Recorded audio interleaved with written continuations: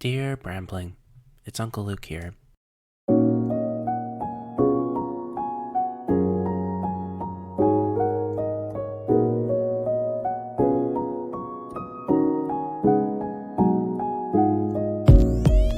Now, welcome back to the second part of the identity conversation I'm having with Manoji Gamaralalage. Now, just a quick recap about Manoji and I's relationship. We met back in middle school and high school, where we shared a few classes together, but we mostly were in the same vocal jazz choir where we shared a passion for music and singing. Manoji is a health sciences, wellness, and education advocate.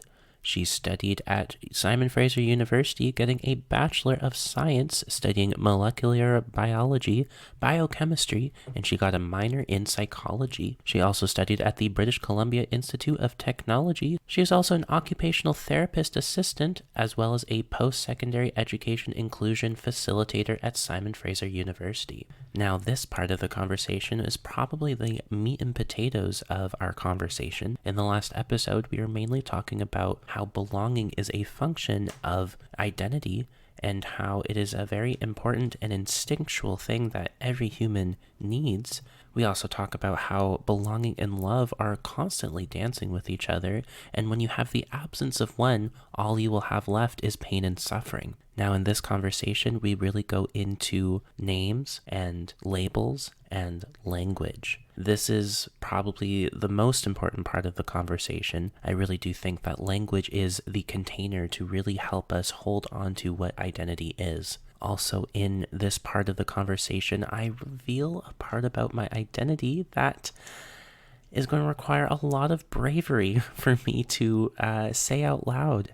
And I'm currently shaking a little bit as I am recording this right now, and there's a part of me that is very grateful to have a good friend like Manoji to help me through this whole thing. So thank you so much, Manoji, again. And without any further ado, I would like us to just dive right into that conversation.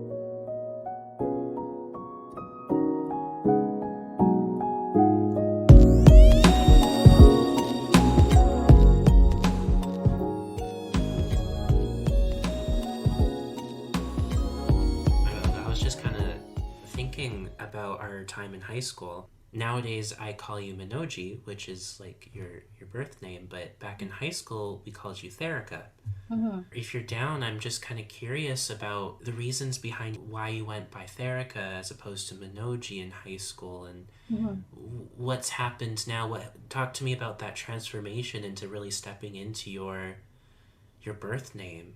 I mean, intrinsically, everybody knows, and even at a young age, your birth name, it's so profound, right? It's such a anchor point on what identity is, and identity that's unique to you. It's your name, no one else has it.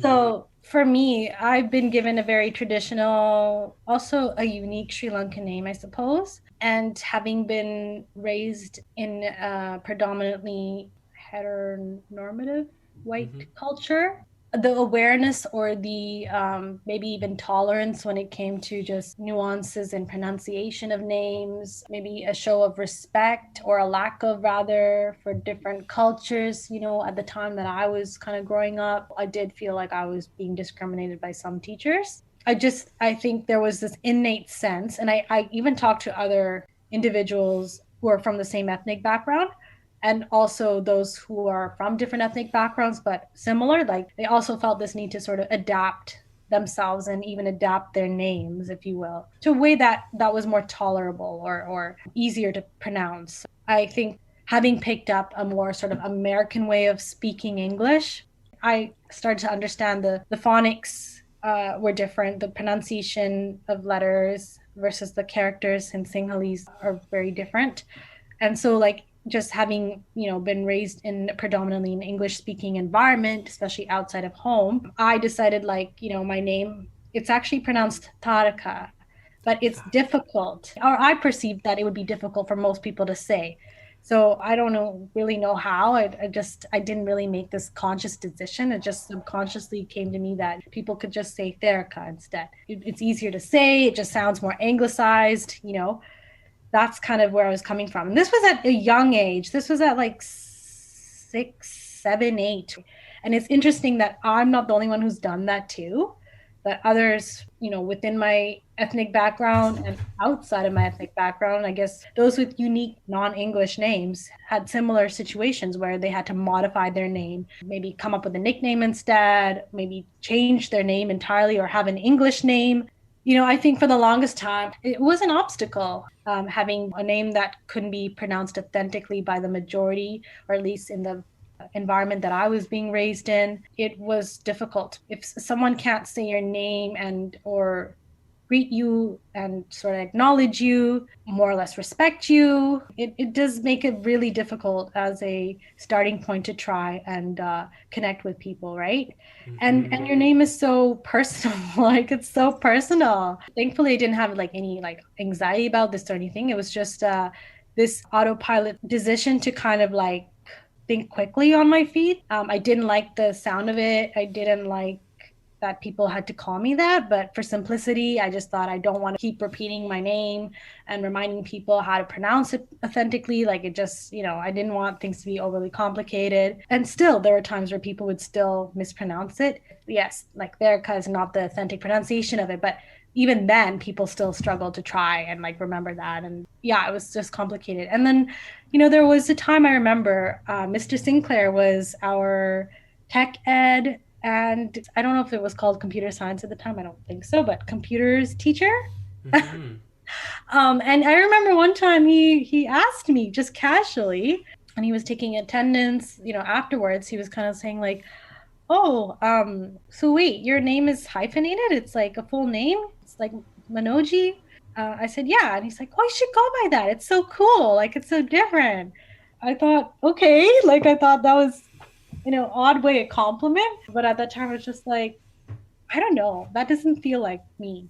And also my family, they call me Taraka, right? That's the name that everyone's been calling me since I was younger. Nobody's ever said Manoji Taraka. Like my parents would never say that. Even if they were to reprimand me, they would never say my full like first name, right? Like I just thought that was a bit weird, but at the same time, a real original compliment. And then over the years, and especially after high school, and realizing, also at a time where I wanted to do co-op, it just made sense in terms of simplifying and just kind of sticking to, in terms of being simplistic, to stick to my first part of my hyphenated name.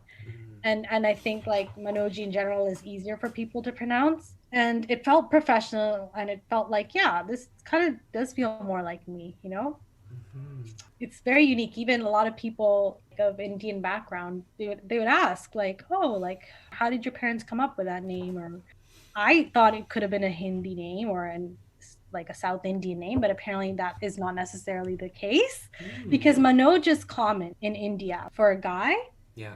Especially in South India. So I thought Manoji is just, the female version of it. And in Sinhalese, we kind of do that with our names, where like you have like a common root, I guess, for the name, and then the endings are different. Right. That kind of like differentiates between a name for a guy versus a name for a woman. You could take one name like, I don't know, like I guess Dylan, for example, it could be pronounced like that. And then you can add an I, and it could be a female's name, Billany. Okay. Yeah, something like that. So we do that a lot, actually. I mean, we kind of do that. Yeah, I mean, I would say still now, like a lot of millennials have names like that. Yeah, so it was interesting that some Indians were like not identifying with my name or thought that was very rare. And also Manoji's not common in Sri Lanka too. I was named after Manoji that my dad knew, sort of as a family friend. It's not super common as a lot of my other, like my cousins' names would be. So that was interesting. I was crying a little bit when you told me the story about Mr. Sinclair, and Oh, like the power of a well-worded question to help better understand someone. That's a huge moment. And maybe at the time it sounded like what you were saying, it was like it was a little confusing, a little conflicting, but yeah. Overall you said it was a compliment, and it sounded like you felt seen and heard, and what a powerful moment. Like, wow. But it also sounded like when you were 7 or 8, when you decided to go, like, we're going to anglicize Taraka. Did I say that right? Taraka. That's okay. That's okay. but feel then bad. you go to Therica, Yeah. and you said it was like almost this like automatic response. It sounds like you wanted to belong, Mhm. so Yep. you chose fitting in, Yes. I mean, right? that's what made sense to me instinctually. What I think most people would do in any circumstance when you're a little different and you stick out, you have to sort of adopt some sort of compromise. And it Uh, sounded like what you're saying is that you didn't really feel very good about it. no, no. And I think that's what we're talking about when we say it's kind of violent when Yeah. you fit in, right? Yeah. You're not actually being true to yourself and you're betraying yourself. And so Yeah. Yeah, for sure. thank you for being vulnerable and sharing that Yeah, the you're story welcome. about your name. Yeah. I just wanted to say that there was that fear of the humiliation of having heard it being pronounced incorrectly, or not, like dealing with the discomfort of having to try and correct people's pronunciation was the other thing that made me feel like, I just need to whatever. It didn't feel like I was entirely self-betraying myself because I felt that there was a logical reason why I'm doing this, just for simplicity's sake. I'd rather not have my name being butchered all the time. That would be more painful to go through and deal with and more humiliating. So this is sort of like a self compensation. And at home, obviously, like, it was pronounced the authentic way. Then I decided, yeah, Manoji was the way to go. At home, of course, they call me Padaka and just like whatever. But yeah, I mean, in the professional world or outside of my family, I go by Manoji, and I feel like it's just naturally so unique. Yeah. It's easier to pronounce, and it really fits me. It really does fit me. It's interesting how Mr. Sinclair somehow, I don't know exactly what he did. You're right. I didn't realize it then. And I didn't think it wasn't necessarily an emotional moment for me when he brought that up, but it was definitely surreal and empowering in its own way. Yeah. And I genuinely felt that he said this also because he actually liked me for me, you Oh, know? yeah. Wow. That's it though. Like I think that's it, right? That you were allowed to just show up as you and Yeah. that being enough for him, right? He Yeah. made you feel like you belonged. Yes, for sure. Yeah. Ah, it's so wholesome and lovely and powerful and Mm, emotional, and thank you so much for thank sharing you. that. Yeah. Yeah, no, I've growing up for me, I've always had issues with fitting in and belonging, and I even still to this day I have issues with accepting myself. Mhm. But I will be brave and I will just say like, yeah, I I am gay, and I never really liked that about myself. Growing up, my brother, I love him so much, and we've reconciled this whole thing. But gay being a synonym for stupid was a big thing in like the 90s and early 2000s, right? I'm 7 years younger than my brother, and sometimes I just wanted to belong with him, be someone that I could get to hang out with him and be with him, and I looked up to him. And I think there was this struggle with my brother that he really wanted to be cool. And to be cool, I think there's a lot of fitting in involved. There's a lot of cutting parts off of yourself to really fit in. I think ultimately it's a very lonely place, right? And Mhm. I don't want to call out my brother because I know he's probably going to listen to this, but I think there's a lot of loneliness in that. However, what was said a lot was just like, "Oh, Luke, why do you like Pokemon? You're so gay. Like, why is your voice like that? It's so gay." Learning to belong to myself, I'm stepping into accepting the reality that this is what's happened and this is who I am. But there's still a lot of hesitancy to to talk about it. Something that I find that comes up a lot for myself is I kind of change how I interact or how I speak to different people Mhm. based on the group and based off the vibe I get, essentially, right? If I'm hanging out with a lot of other like gay or queer people, then maybe like a nice yas queen might come out of my mouth. But if I'm hanging out with a lot of like hetero straight people, Mhm. that's not coming out of my mouth at all unless like invited. Some maybe I might even like straighten up a little bit, if you know what I mean. I might go in for those bro hugs and try to do the weird bro handshakes and speak in a way that's kind of like, yeah, man, what's up? How's it going, bro? It's strange. It's very strange. I didn't really understand this term until recently, but it's called code switching. So, code switching, I know it happens a lot with the black community in America where they feel like they have to whiten up their speech and whiten up their culture in order to fit in. But then when they're back with their other black family and community, like they're talking as they were, and there's this like almost instantaneous switch that you have to flip in Mhm. order to better fit in with the group. And it's weirdly violent in its own way because it's fitting in. It's a bit of a self-betrayal because I know that I can't show up as 100% authentic Luke sometimes when I have to code switch my gayness versus my straightness, Yeah. right? Yeah, it's very awkward. It's a very awkward and vulnerable place for me, but I really have to live my life kind of like this because that's unfortunately the society we live in, is that being gay is a mortal sin to some people and completely unnatural. And the reality is like being raised in this society so frequently, did I tell myself I choose to be straight, but I can't. A lot of people say, like, oh, you choose to be gay, it's your own choice. And it's like, no. If Mm. I could choose, I would be straight so I could fit in, so I could be better accepted. But uh, when and like we said, what was it? What was the quote? We have to belong to ourselves as much as we need to belong to others, Mhm. right? I'm choosing not to belong to myself when I deny this part of myself. Mhm. Yeah. And yeah,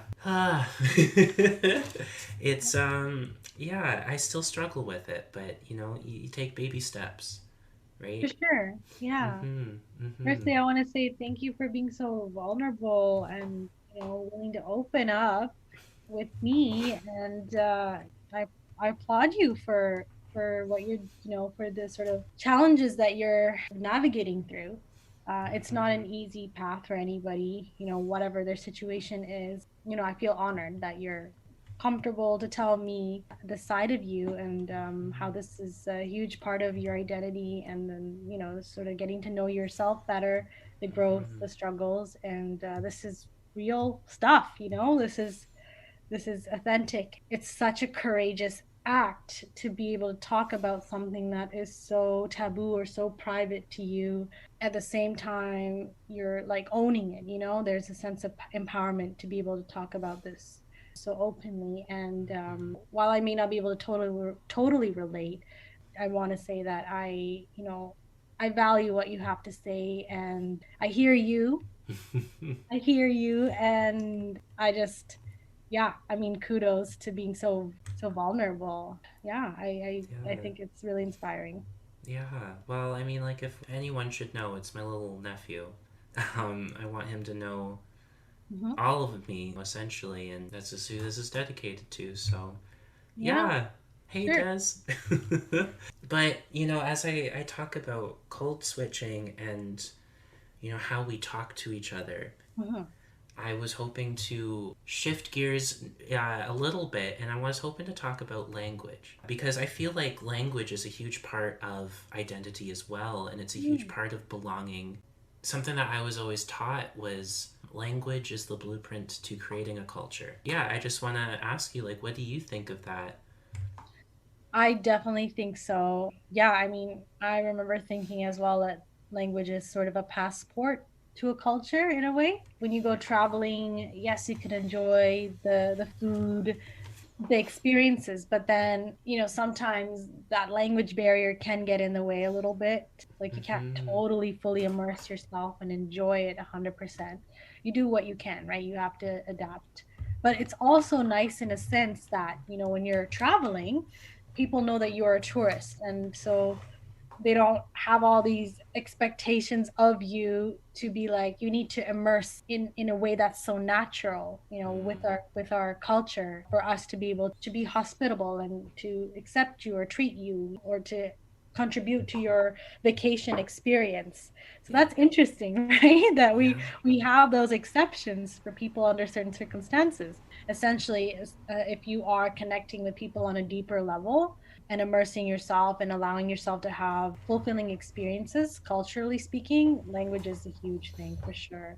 I noticed that for me, that because I'm not very fluent in Sinhalese, obviously, as my cousins are, having been born and raised in Sri Lanka, that and also with an accent and whatnot, that I am still sort of seen as an outsider, even among them subconsciously, but it's not in a way that's negative. Well, maybe let me just maybe clarify that. They obviously know that I was born and raised here.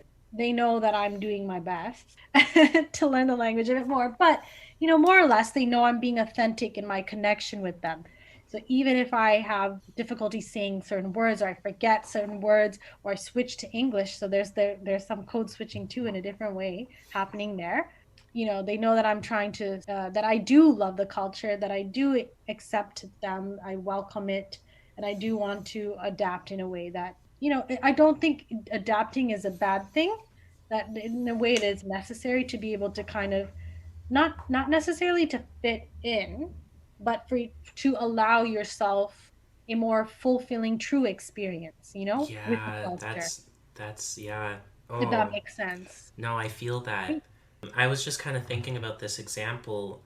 It's very hypothetical, but like you broke your leg and you go to the hospital, you go to the doctor, and the doctor's like, "So what's wrong with you?" And then suddenly you just don't know how to describe your pain, Mm, yeah. right?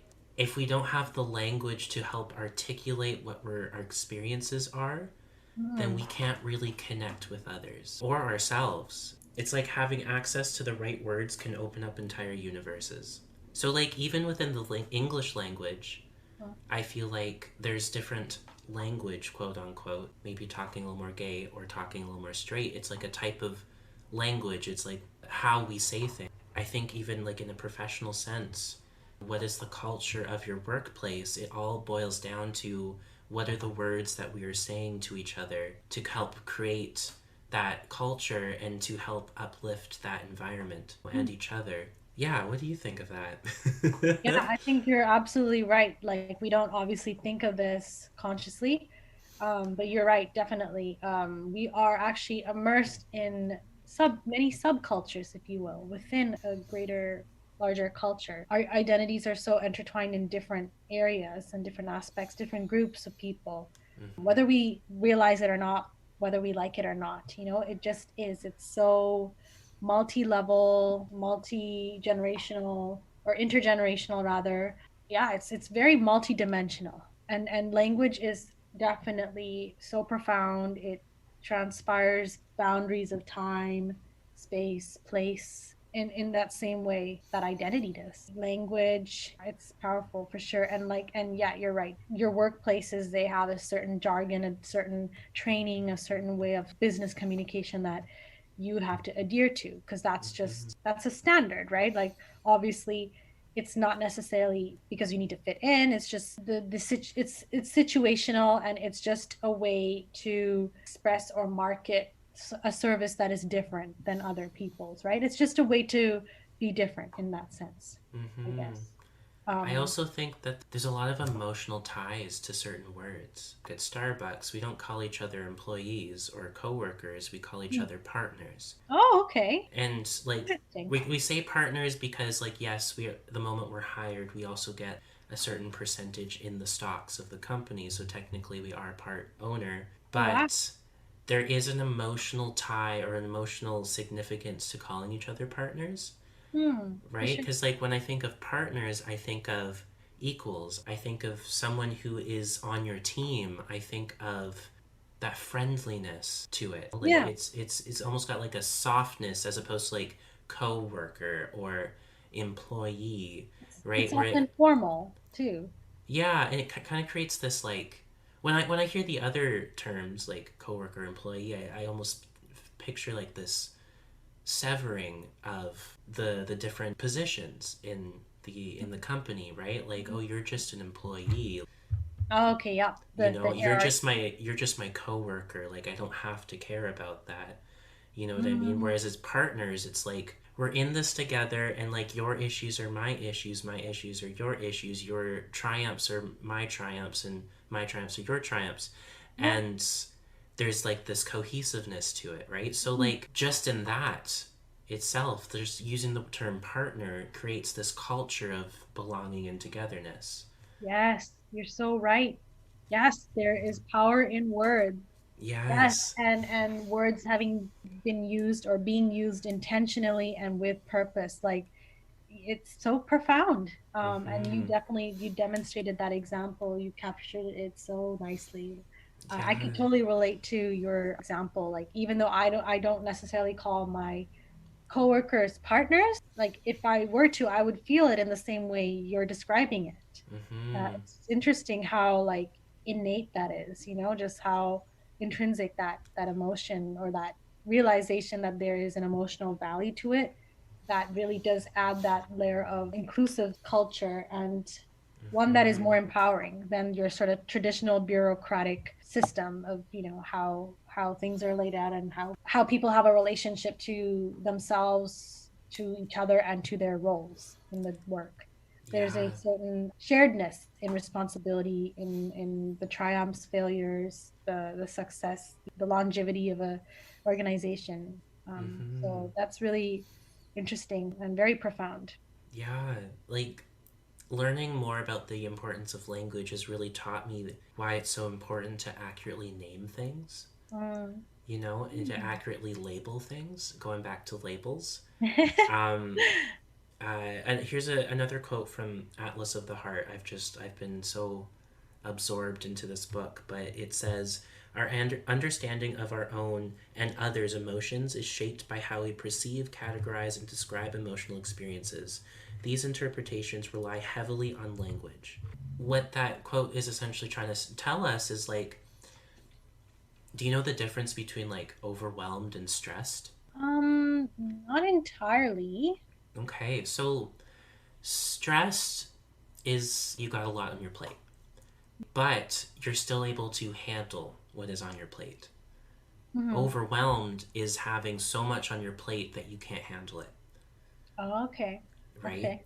Mhm. And our psychology really takes hold of this. It really takes notice of this, right? So if we are stressed, but we're telling ourselves that we're overwhelmed, our psychology is going to start telling us, oh, I need to start programming and reacting in a way that's actually accurate to overwhelm.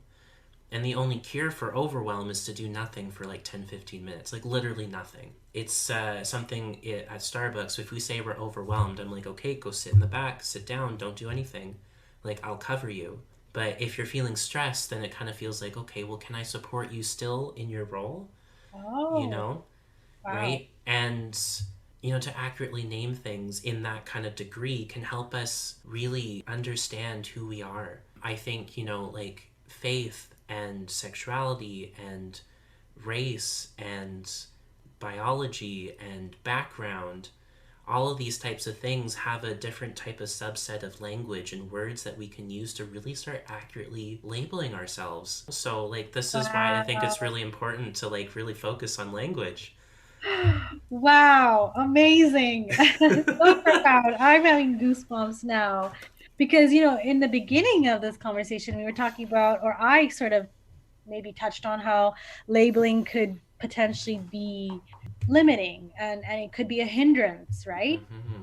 But now you are very carefully, very consciously articulating that it's language that we have to be aware of, and that to some extent the labeling is necessary, but it needs to just serve a functional purpose more than a subjective, superficial, empty words sort of thing.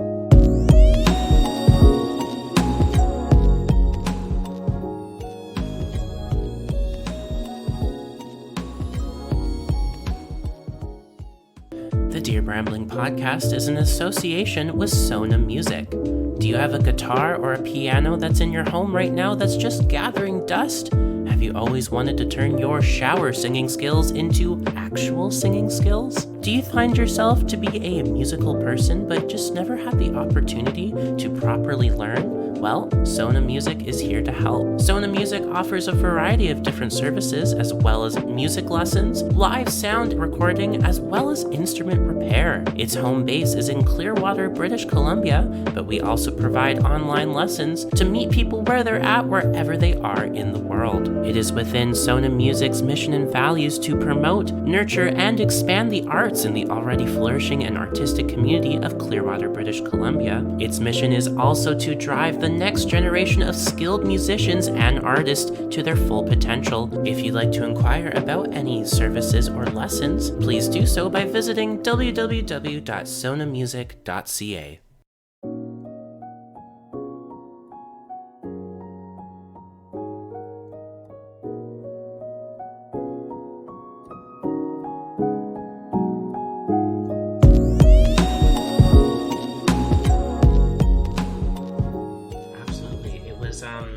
Ludwig Wittgenstein, who once said, "The limits of my language means the limits of my world." I think it's so true.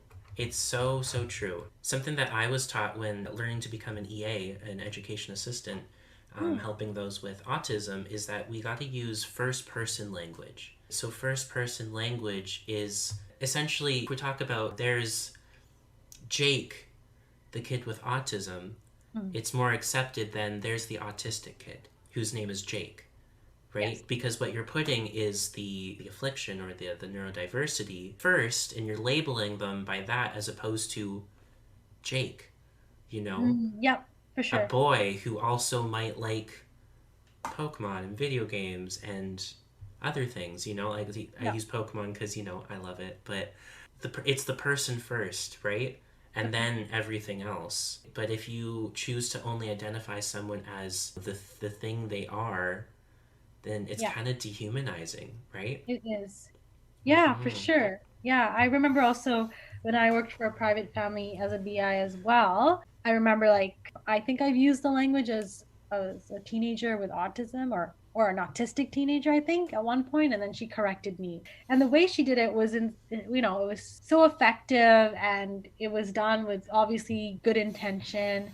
I didn't sense that she was taking this the wrong way. She understood, okay, I need to just help her realize and not questioning that, no, she doesn't value my son as a person. It's just that language technicality that needs to be corrected. And it does make a huge difference when you hear autistic teenager versus a teenager with autism. It's very clear that the thing that is unknown being a label or given so much emphasis has intrinsically evokes more of a sort of negative emotion in a way, like it's more a negative connotation versus a teenager with this. Yeah. Like everyone else, a teenager, but has this other thing. For me, if I was known as like the gay guy, I would be crushed. Yeah. Like literally, like that is so offensive to me because like, is that all you care to learn about me? Yeah. Is that my personality? Is being gay a personality trait? Maybe to some, but not for me. I am Luke, and like the least important thing about me is that I'm gay. That's me. Like if you want to know more about me, like I'm creative. I'm a barista. I'm an Irish dancer. I am a singer. I love Pokemon, maybe to an unhealthy point. But like these are the things that I would love to connect with you about. These are things about me and my identity that are important to me, but at the center of me is Luke, right? Yes. That to me is really important, right? Like I would hate if people referred to you as like just that Sri Lankan girl. Yeah. Right? Like that's not all of you, right? Yeah. Or the brown girl. Yeah, I remember when I was doing my practicum, as a radiation therapy student, there was a patient and we were sort of wrapping up his session. We can see what's happening in the treatment room on the outside with video cameras, and we can hear as well the conversations that could be happening, or if a patient needs to. It's all for safety reasons. that's why the video camera's there. And anyways, in saying this, like I just want to mention that yes, I will also refer to one of the radiation therapists as Indian or Indo-Canadian because, ethnically she is. I just found that ironic that I think that patient, he was talking about me possibly, and he might have confused the two of us, me as a student and her as the radiation therapist. She was saying, "Oh, that's the other brown girl. Like you're mistaking me for her." And I obviously like I was a little bit surprised to hear this from a 40-plus-year-old woman. In my mind, I would think that she wouldn't have used that kind of language, with a patient. Like I just thought that was a bit weird, even though, you can build rapport and you do break ice, right? You do get to know them kind of on a personal level. I just thought that was a bit weird. And then another girl, she's a Caucasian, I don't like going by colors for any race. So Language, right? Be yeah, accurate with your language and language. just kind Yeah. of your relationship with language. But yeah, so she actually found that funny, and she wasn't laughing in an insulting way. I felt that that wasn't where she was coming from, but she kind of found that funny. And I thought that was a bit weird that she reacted that way too. I didn't say anything. I didn't let it bother me because I thought, whatever, like, I'm not really going to be working with these people or seeing these people. Like, I don't really care. I'm just here to be trained. But I did think that was a bit of a weird situation and a little unprofessional to be referred to as the brown girl versus the student, at least. Like, I felt like, in that context, student would have been the more appropriate term. Brown girl just felt like all they see is just my color. I mean, and I thought that was funny that she said that because, she's also brown. So there's no differentiating between the two of us there. So I didn't understand why she thought that she could just say that. It was a bit insulting. I'm not afraid of my color being brown or whatever. That's not the issue. It just did feel like she was reducing me just to one aspect instead of like, oh, you mean our student? That's Why would right. that be funny? Yeah. Like if we were to say, if it was reversed, if she was a student and somebody said, "Oh, that white girl," like I don't think most people would laugh at that. I'm really sorry that that happened. Oh, that's okay. That's what I mean in terms of like certain things being toxic. Like you can't unteach people what they want to believe or what they think is not wrong or right. Like that's very subjective. There is essentially a wrong and right that we can all relate to and we can all accept and understand, like logically speaking. But how you want to interpret it is subjective. And so she's not my friend. She's not someone that I really value. She's just someone who's been part of my training. Maybe she thought she could be comfortable around me and that was too comfortable for my liking. Like I was just thinking, no, we don't really have a relationship more than professional. You're not my friend, you know? Right. The brown girl. Oh, that other brown girl you mean, and then the other one laughing. I just so, whoa, this is a little weird. Like Yeah. Oh, yeah, it is a little weird. It really makes me think of why we do need to be careful about language because sometimes if we're using words that create separation, yeah. I guess like you're doing inclusion facilitation, so maybe you're familiar with the term of like segregation or exclusion. If our words create Yeah. exclusion or segregation, then that's very problematic as well. I remember in high school and in middle school, like growing up, we would refer to indigenous people as a different word that I don't really want to say anymore because they now see it as derogatory, Yeah. right?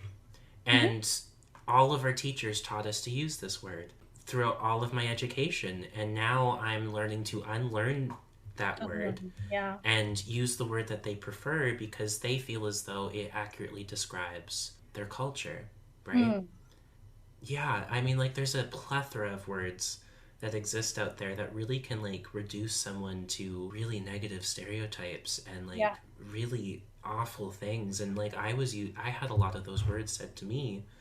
Yeah. And Sorry to hear that. yeah, like, they permeate in ways that I don't think even our own psychology really understands. Mm. We sit with it in the moment, we think it's fine, and then 25 years later, you kind of realize, actually, no, that was not okay, and this is what I'm doing from it. Wow. Um, It's so yeah, true. language, right?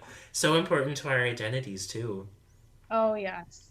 And it also goes with the cultural awareness that is lacking, that is severely lacking, even till now. And in a lot of the cultures, people got away with saying things, with pointing out weight issues or whatever could be an issue, color of skin, for even like to this day, like some of, I think, yeah, like last week I was talking to another Sri Lankan, and she was telling me that, well, yeah, she was telling me that a family member said that she was like too dark, or that she needed to make sure she was away out of the sun, because she's sort of at the age where she could get married, like I guess all of us culturally, right? She would be less appealing, just because she's a bit darker than her sisters in comparison or whatever. I was just like shocked, and I was just like, oh my God, I'm so, like, that sounds painful. I'm so sorry to hear that. And she kind of shrugged it off in a way like, oh, it is what it is, it's culture. But obviously I knew she was affected. Like, obviously you can't hide when you're in pain, when you're insulted or hurt, as much as you try to. It goes to show that there is a severe lack of awareness and sensitivity culturally. It just bleeds into the irresponsible use of language. Yeah, across all cultures, I think people need to be more cognizant of their word choice. People need to embrace differences and understand that there's uniqueness in being different, and that words should have a functional purpose, that the meaning should be functional, not superficial, and not subjective or objectifying anybody in any way, any kind of harm that could be done. And words don't need to propagate stereotypes that we're trying to break from. So you're right. Words are huge. It's so fundamental to our sense of self, Yeah. our self worth, and our identities. As much as we don't realize that, yeah, it's amazing that with these conversations we're going into such depth, and I love it. I mean, these are like, I wish these kind of conversations existed in university too. The kind of discussions that could come out, that could spark out from realizing that so many things that we tend to overcomplicate are so fundamental to our core, so simple. Instead of trying to hide from the pain and bandage it with a bunch of fancy words and terminology that we don't fully understand, and label it as prejudice or stereotypes, and call it a problem and call it the end of the day. Maybe let's be brave enough to unravel and to dig into these situations. Like, you can't heal fully, or you can't fully understand something until you go through it, and until you learn to navigate what that is. You can't avoid it. I love that the conversations we always have encourage us to embrace discomforts and uncertainties in our lives that education has not prepared us for. Yeah. and Yeah. and, and culture definitely does the opposite. It does more harm than good, in a sense. Sometimes, yes. In Yeah. a, yeah, sometimes, yeah. Yeah. On the other side of that, some cultures actually have the best words to describe the human experience. And it almost makes me feel as though English is just not enough sometimes. Mm, Um, just to think about the spectrum of emotional experiences, I don't even think English can tie down everything. In German, they have such like a profound way of like using compound words to like really accurately name emotions. One of which that I've been learning about is Schadenfreude, and I've been seeing it a lot with the vaccination deal with the COVID, and I've been seeing a lot with the Amber Heard Johnny Depp trial that happened. But essentially, Schadenfreude is a word that means getting joy from other people's pain, oh, and it happens a lot. Like America's Funniest Home Videos, like we'd watch someone like really hurt themselves, and yeah, everyone would be laughing, yeah, right? Because that's what everyone else is doing. Some people who didn't get vaccinated and then they maybe caught COVID, and then I heard a lot of rhetoric of people just being like, haha, you deserve it, ha ha ha ha ha, right? And that's not fair, that's not okay. But another word that I've been really loving is the Zulu way of saying hello is saubana. Oh, and Zulu is one of the African languages, and Sawubwana is just a typical greeting that everyone in the community would say. But if you were to directly translate it, what it means is, "I see you, therefore I bring you into existence." wow. Whoa. Right? Power behind that too. Right? And just could you imagine a culture where every time you greet someone, you say, "I see you, therefore I bring you into existence." Just Right? in that simple literal definition in itself. In Wow. that, That's right? wow. I could see just like Beautiful. the emotional maturity of that community, Yeah. the support and the family like Hmm. qualities that you would have with your neighbor. Your darkness is valid, therefore I will validate your darkness. Wow, It's that's so beautiful. profound and beautiful, right? And English doesn't cut it sometimes, right? Yeah. So sometimes culture just they get it right. Oh, Yeah. that's a good point. Thank you for Mm-hmm. bringing that up. That actually also reminds me of like in French, they say tu me manques, right? Mm-hmm. You're missing from me instead of I miss you. Right? Yes. It's amazing. Like when I like learned that or realized that, I was just like, whoa. Like Yeah. that was so you know, I guess in a way mind blowing. You are missing from me. Right? And it's It's more more accurate to the accurate. experience, right? Yeah, Right? And we're using language to better identify this experience, yeah. right? And it's so amazing. So there's an openness to them that comes with culture and language.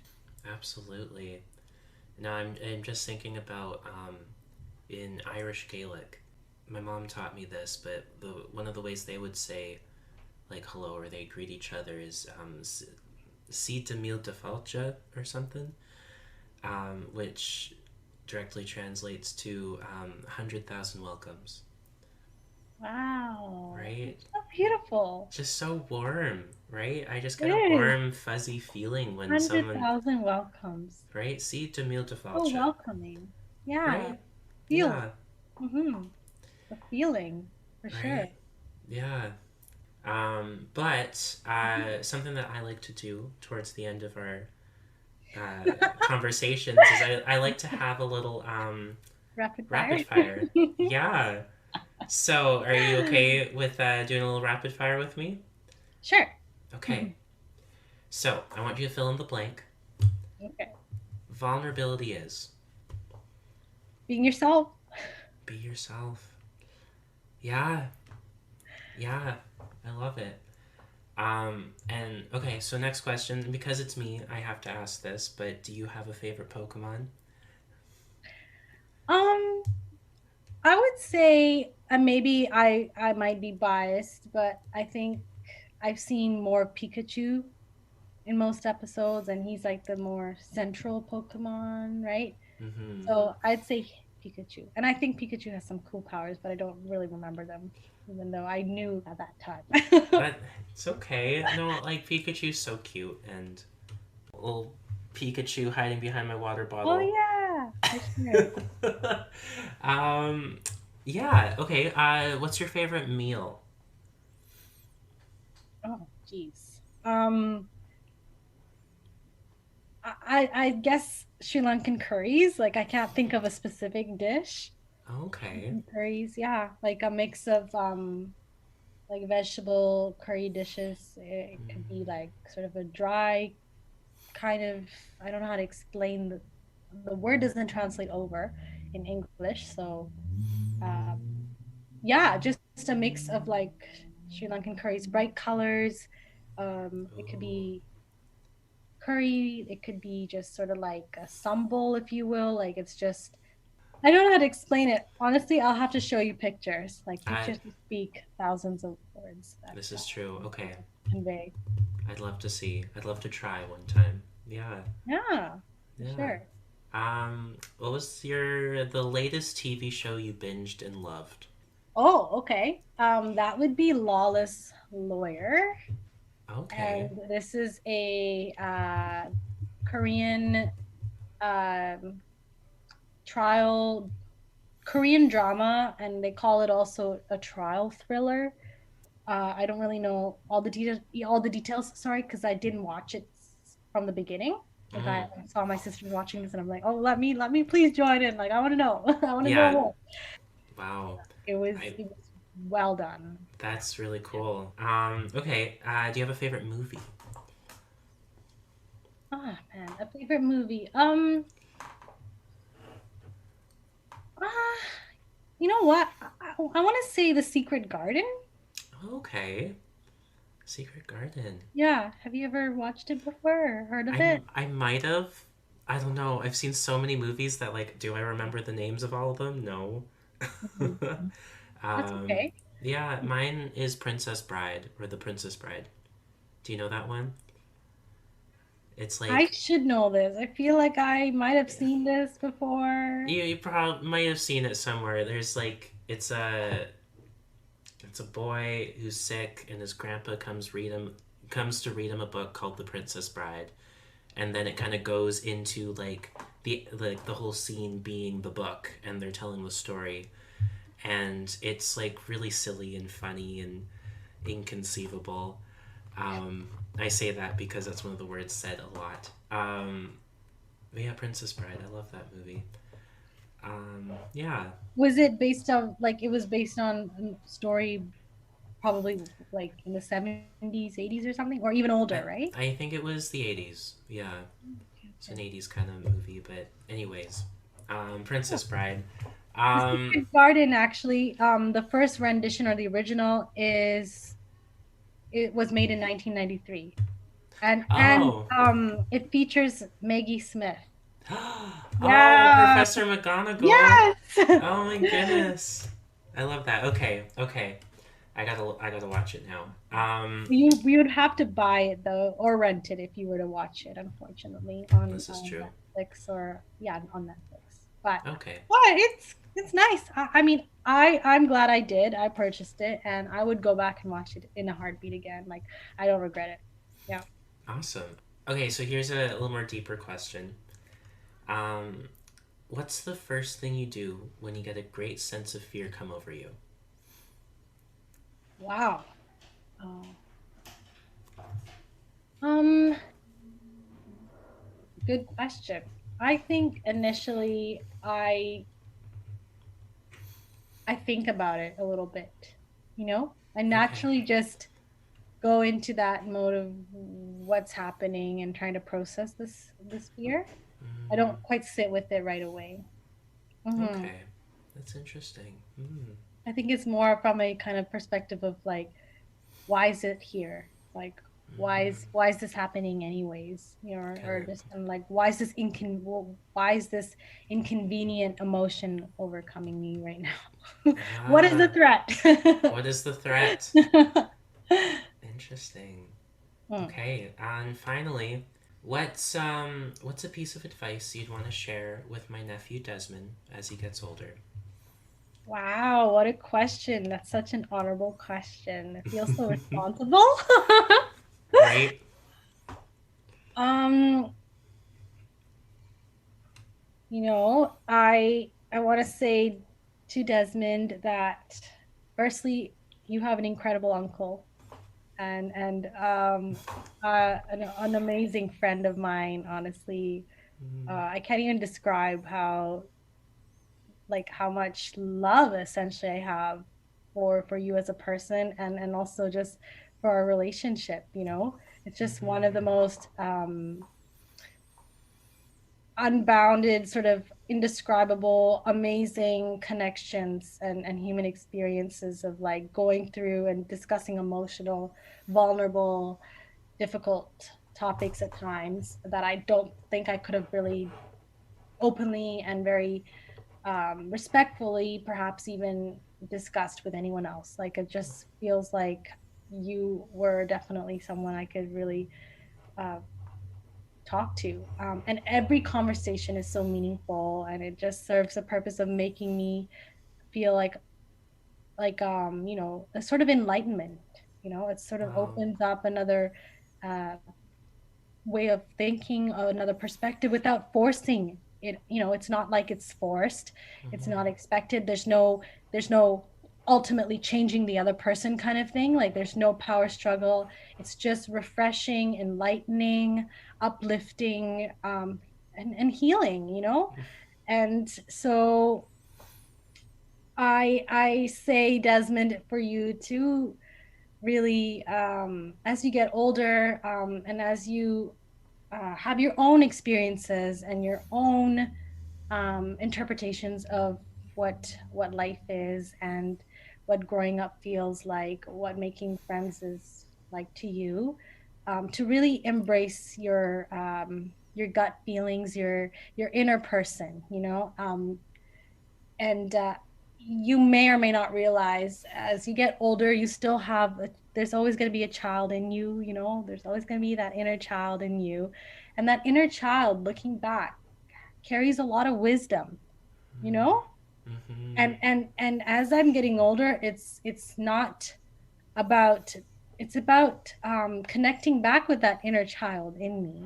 Mm-hmm. And I think that might be maybe more or less what other people might experience too. I'm not sure. I'm not telling you that this is necessarily what you have to experience, but there's an innerness, an inner feeling, an inner energy or being within you that that is your true core self. That is your true energy. That Mm-hmm. is who you are, essentially, maybe spiritually or whatnot, however you want to describe that or interpret it is up to you. But um, don't be so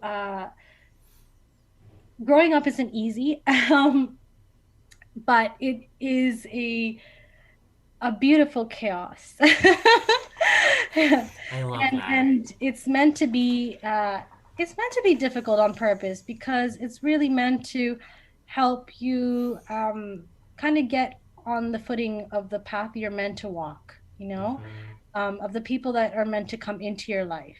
And for us, even in speaking to your uncle Luke here, there's a lot of like situations where we realized what is normal seemed traumatic, growing up, because we had no awareness of, hey, you know, sometimes you're gonna lose friends in your life, or sometimes this can happen or whatever.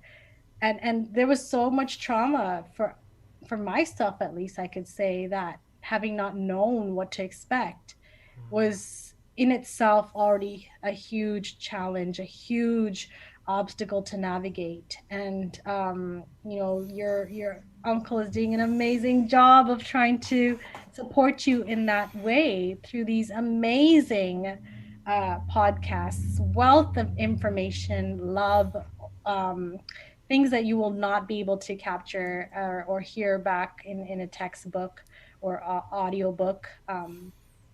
And so I really say that your journey of growing up is individual to you, but and how you want to experience life is up to you. But never lose touch with that inner person, that inner being of who you are and who you're meant to be. Let that guide you Wow. into embracing experiences, and know how much you want to absorb, what how you want to be open-minded to experiences. Like, don't let anyone tell you what you need to feel and how you should be, and what is acceptable or not, um, Mm-hmm. on a personal level, of course, when it comes to identity. So this is something that I would say to all young people, and you know little Yeah. ones that are growing up when they're old enough to hear this. Oh, wow, Manoji, that's so kind. I'm blushing. Ah, thank you so much. It's been a real pleasure having you on the podcast and talking with you today. So, yeah, thank you so much. Thank you so much for inviting me. This was Yeah, amazing. This was a great experience. Thank you. yeah. Well, I love you very much, Des, and I hope that there was a lot that you can pull from this. And, yeah, bye.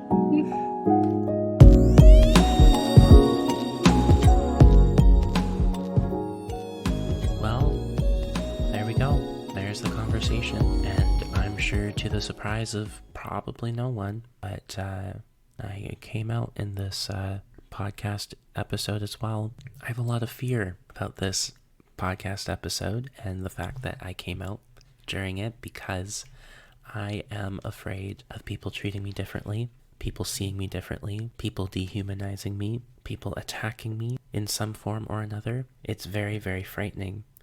And I know it's not going to be all that bad too. I know that there's going to be a lot of people in support and a lot of people that are going to be happy for me. And yeah, maybe that's a little less terrifying, but maybe at the exact same time, it's just as terrifying because it's also a form of people treating me differently. The last thing that I want is for people to commodify me and for people to now suddenly like me because I'm gay. No, that's dehumanizing. That's awful. I do not want that.